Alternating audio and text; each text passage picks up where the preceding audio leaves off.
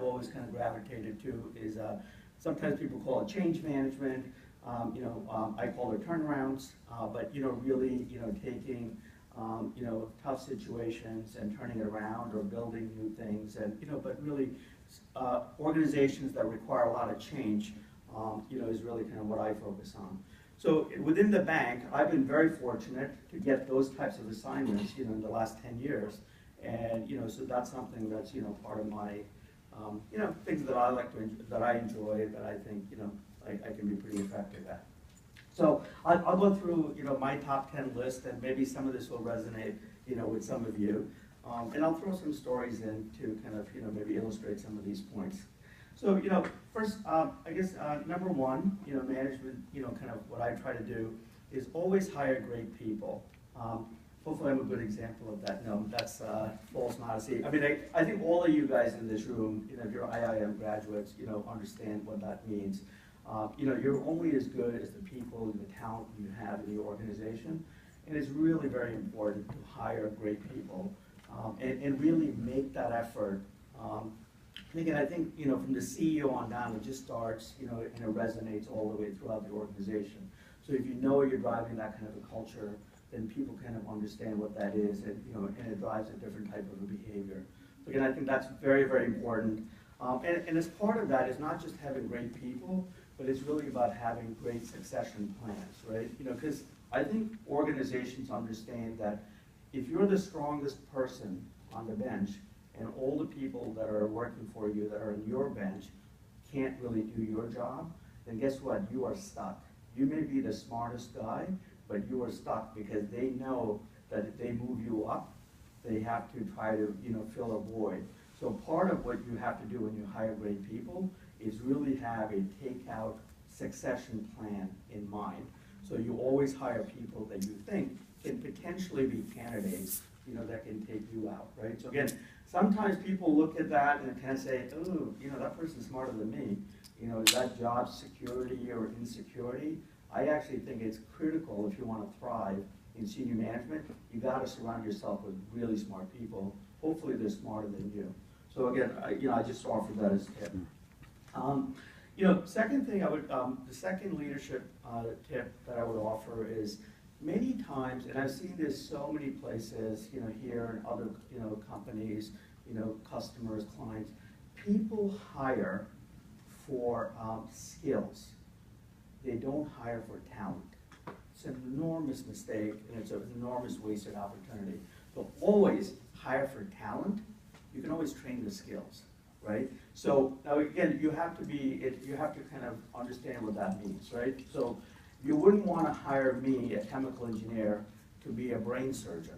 That would be a problem, right? So that's not what I'm talking about.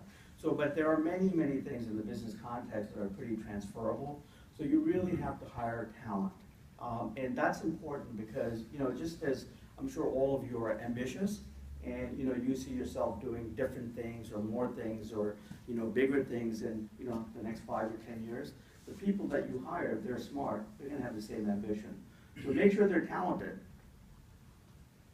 Because if they're not, then you have to have a very difficult conversation later explaining why you can't promote them, right? You hire them for a specific job, and they're really good at that job, but they're really not good at any other job, so they're kind of stuck. So guess what? Either they leave, you're frustrated, they're frustrated. So again, I think, this whole idea around talent, I think is a really important thing for you to think about. The third thing, and again, this I think I've kind of thrived on this and kind of made a profession out of this, is really to be able to challenge the status quo. I remember when I got the global CEO job for this business 3 years ago or 2 years ago. 19,000 people. We generate $5 billion in revenues. We're in 50 different countries, and a lot of times people are like, "What are you going to do? What's your first 100 days?" Whatnot, right? And my standard response was, I'm always going to listen, not just the first 100 days, but always, and I'm always going to challenge the status quo. It's really important, right? That's how you get better, right? If you're satisfied with what you have, that's a recipe for disaster. It's a recipe for becoming stagnant and irrelevant. So it's really important that you have the ability to challenge the status quo. but in a very constructive way, right? Because, leadership is not just about breaking things down, but it's really about bringing things together, right? So you have to understand, you can't be a bull in a china shop. You've got to have a subtlety, you've got to have emotional intelligence, but you also have to be able to challenge, how things are done, and really get people to understand that that's beneficial, right? So again, that's, I think, a very, very, a good thing to have. The fourth, I would say, is, be sensitive to the cultural context. This is actually, very, very important, right? And I think our prior speakers spoke a little bit about that, right? A $199 nail polish in the U.S. does not resonate the same way in another place, right? Either from a price perspective or even from a brand perspective, right? So having that cultural context is very, very important. Again, there's a very famous quote by Winston Churchill, right? And it goes like, you can always count on Americans to do the right thing after they've tried everything else. So don't be that person, right? So it really is about listening, right? And it's really about being attuned to some of these differences. So again, be very cultural, be very culturally adept. I remember when I first got to Hong Kong, I went to school in New York for 10 years. Worked in New York, and I went to Hong Kong, and you're kind of in a very New York state of mind, right, so to speak. And I had a small team. There were 20 to 30 people. And after about 2 or 3 months, I said to one of the assistants, I said, "Oh, let's all go for a beer tonight, with the team." And she said, "Okay, I'll ask." And came back. She goes, "Nobody wants to go." I said, "Really? Nobody wants to go? Free beer? I'm going to buy." So anyway, I said, "Okay, that's fine." And a couple months later, I said, let's all go out to drinks and grab a couple of beers. Ask the staff, see what they think.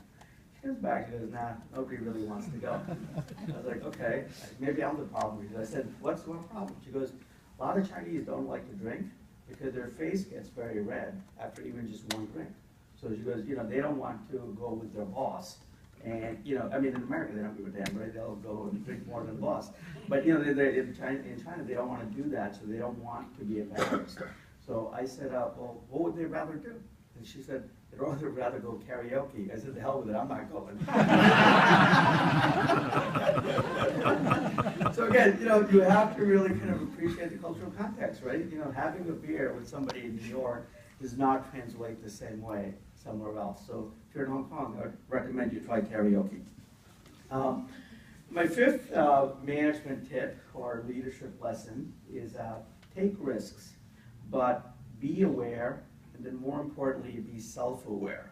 It's very, very important. So a lot of people, you hear this, right? Take risks, you got to do it, and and they do. But you have to just, I think, there's the self-awareness is very important.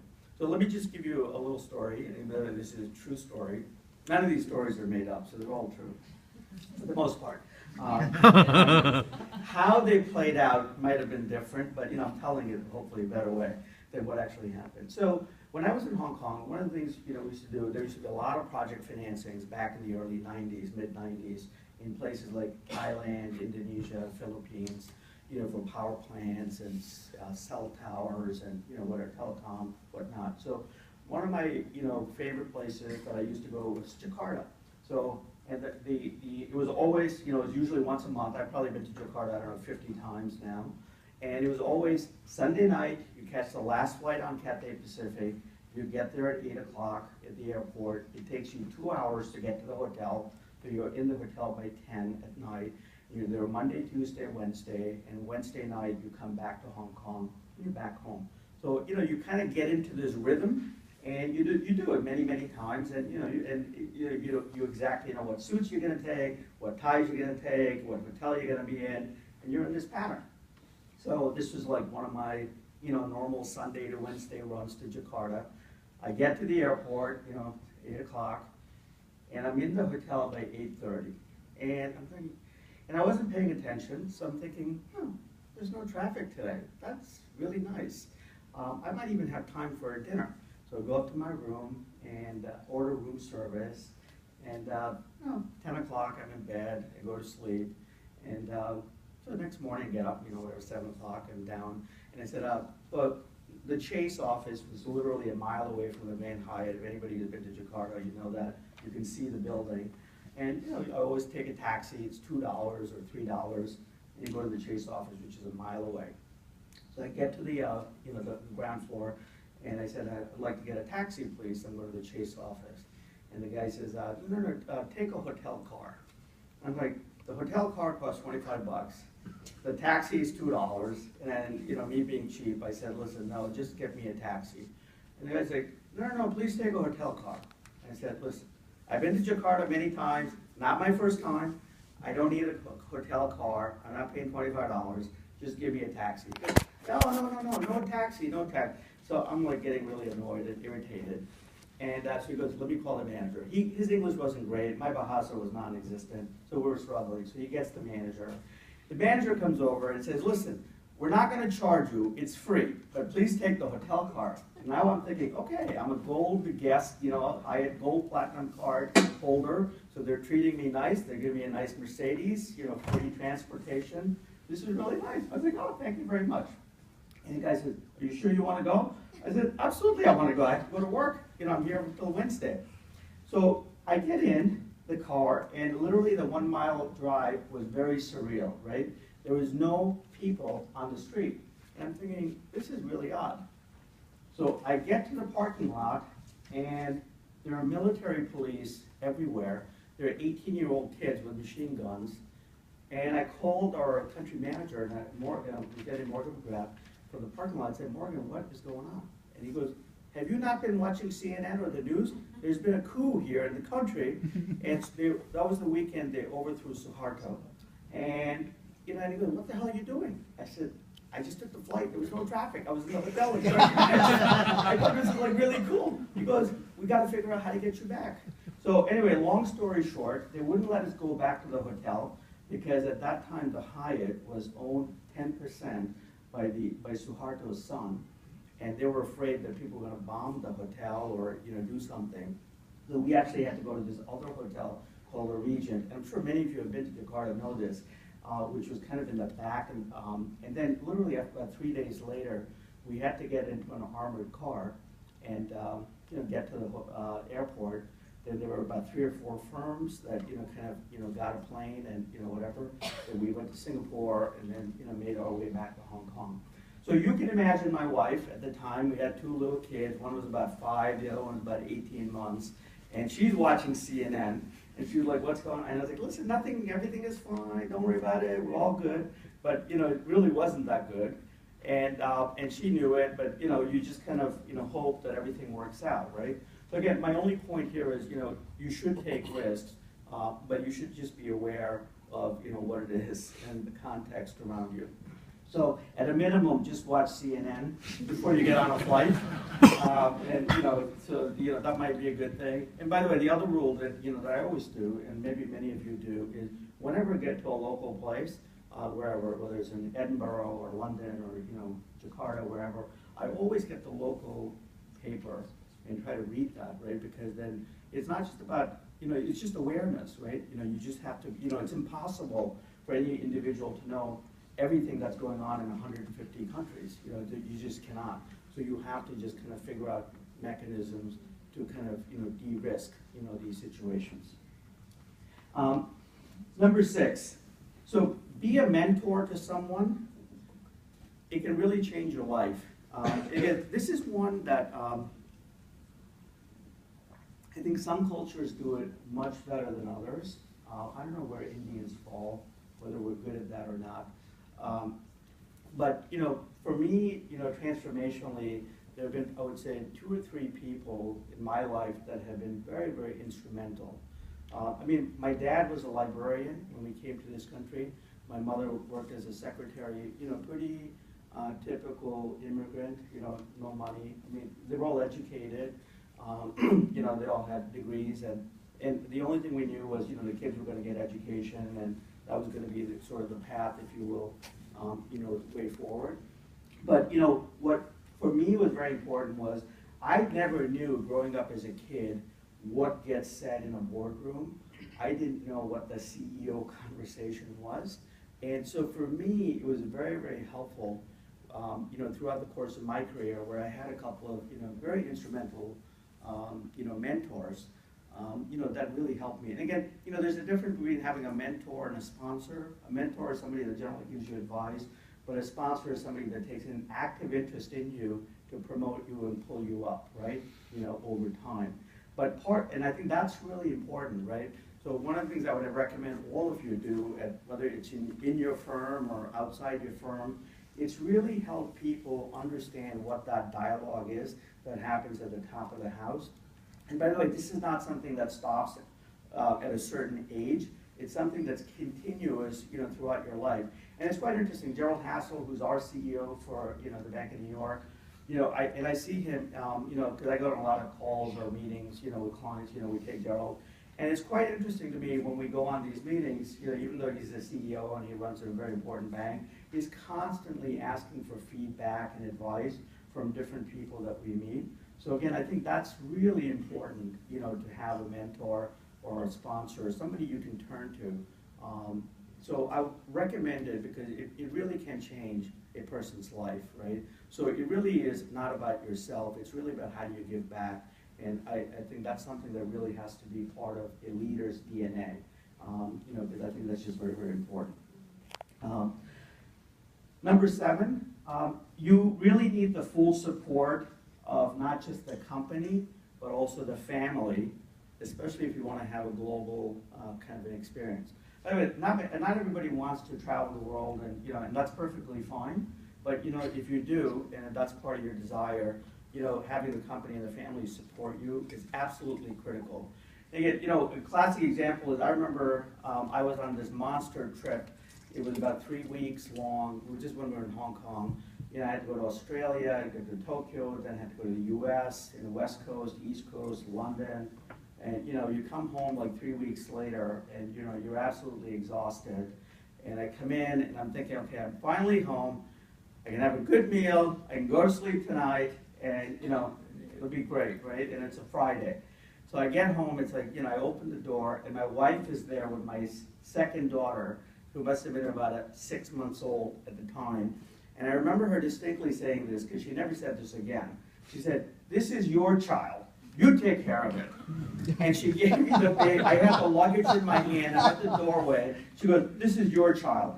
And I take the 6-month-old kid, and she runs into the bedroom, and she locks the door, because I heard it. And I was like, first of all, where am I going to sleep? 2, what am I going to do with the 6-month-old kid? I have no idea what to do.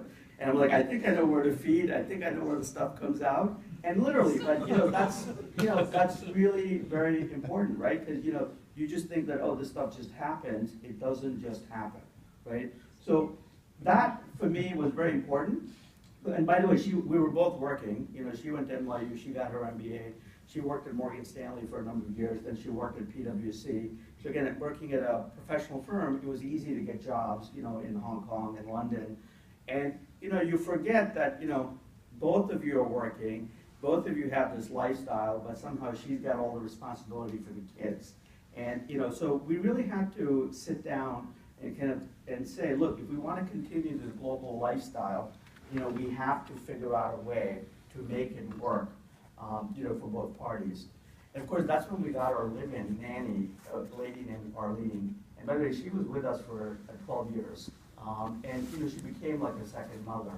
And that's kind of how we cope, because you know, we were both working. So it really is important that you have that compromise and figure out what that is, because otherwise it just becomes very one-sided, and you really can't, you know, succeed because there's a lot of stress. And the other thing, you know, being in Asia was easy, right? You know, live-in health is very, very easy. You know, we got very lucky, like I said, with this lady, and you know, she's now like a part of the family. I mean, we've known her for 20 years, and she goes to every wedding and every funeral, every, you know, whatever engagement. You know, she's just part of the fabric in terms of. And the other thing is, it's also, you know, they know every argument that you have, right? So again, I think if you're from India, you know, having, you know, domestic help or driver cook, you know, that's all part of the DNA. You know, for us, you know, we grew up in the U.S. Now, suddenly to have another person in the house, it just feels really intrusive. So it takes some time to get used to that. It took me about 10 minutes to get used to it. And I was like, this is great, she's doing all the work. Let her do it. For my wife, it took about a month. But anyway, you have to kind of make that adjustment, and it's really just, kind of important. So again, don't assume it's just about you. It's also about your partner and your firm. That's really going to drive your success. So just, be mindful of that. Couple more. Actively seek out feedback and be receptive to change, right? So, the best gift in the world is a mirror, right? It's free. You have the ability to look at yourself every day, every minute, not to look at how beautiful you might be. I mean, you can do that as well, but to really be reflective of, what you're coming across like. So again, I think to do that, if you carry a mirror around the boardroom every day, the people will be, laughing at you. But the feedback is very important, right? So you have to have people that have the courage to give it, and you have to, more importantly, have the courage to receive it. And there have been many, many times, everybody kind of assumes that, there are some people whose careers are meteoric and they just kind of grow exponentially. For many people, it's more of a random walk. It goes up, it comes down, it goes up, but over a long time, hopefully it's up. And part of that is being able to get feedback, at different points in your career to really react, to adjust, and to do things. The other thing also, this is an age thing. What I would say is, in your 30s and, maybe early 40s, you learn to become a manager. When you're 40s and 50s, you grow to become a leader. And they're two very, very different things, right? Being a manager is all about you and your abilities. Being a leader is all about everybody else and your ability to drive other people, right? So very different skill sets, and they don't always teach you that, right? And sometimes you have to learn it the hard way. And that's why, again, I think if you are able to get feedback, you can really understand the difference and really make that transition from being a great manager to a great leader, which hopefully all of us can do, in our careers. 9 and 10, coming to the end of the line. Number 9, I think I got number 9, yeah, is network. Simple, right? There's no substitute for network, right? And by the way, opportunities like this is really an opportunity to network, to stay connected. And by the way, it's so much easier now to network. When I was, many of you guys, I'm sure, 20, 30 years ago, you had letters, right, that you wrote. You didn't have email, you didn't have text, you didn't have Facebook, you didn't have LinkedIn. So it's a lot easier to just stay plugged in and network, but it's a really important skill. Now, a lot of people think, okay, networking for what purpose, right? And again, this is where I firmly believe you stay networked not to help yourself, you stay networked to help other people, right? And again, I think you have to have that selflessness. If you're networking and your intent is to get something out of that relationship, people see right through that and it's a turnoff, right? So I would really ask you to think about networking as a way to get great ideas, to get feedback, and an opportunity to help people succeed. And trust me, when you help other people, you will automatically be more successful, and all the benefits will accrue to you, but you don't have to do it with a different purpose. So again, network is very important, but make sure you have the right frame of reference in terms of why you're doing it. And finally, this is kind of something that I tell people in my work is which is number 10. Work your current job, not your next one. A lot of times people make the mistake, they're a director, they want to be a managing director, so they're trying to work the managing director, right, role. Don't do that. Be a great director, right? And interestingly, as Indians, I think I can use the Mahabharata and the Gita as an example, right? Everybody understands Krishna's speech and really about selfless action. You do it because it's a duty as opposed to because you want something, from that relationship. So again, I think work is the same way, right? You do your job, you do it really well, and the next job may come, it may not come, but you shouldn't really worry about it. And what I find more than often than not is that successful business people, successful leaders are really thinking about the current context. They're very self-aware of other things, but, you know, really just focus on, you know, in the moment, be in the moment. And I think you'll accrue far greater benefits, you know, from that than, you know, trying to work the next job or trying to think about, you know, being the CEO of the business. And by the way, all of us have the capability to do all of those things, but, you know, you don't have to, you know, really focus and get fixated on that. So anyway, that's sort of my, I don't know